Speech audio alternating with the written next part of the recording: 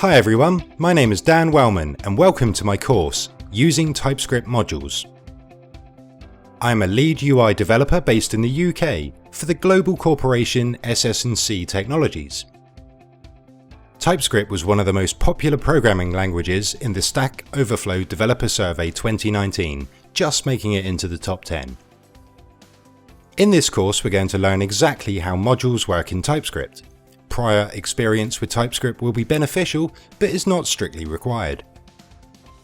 Some of the major topics that we will cover include all of the different ways that we can import and export code with modules, how to create and use ambient modules to provide type information for JavaScript, thoroughly understanding the module resolution process and the different configuration options that control the compiler's behavior when it resolves modules.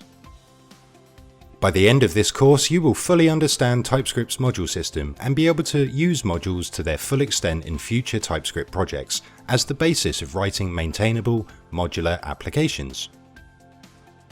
I hope you'll join me on this course to learn TypeScript modules with the Using TypeScript Modules course at Pluralsight.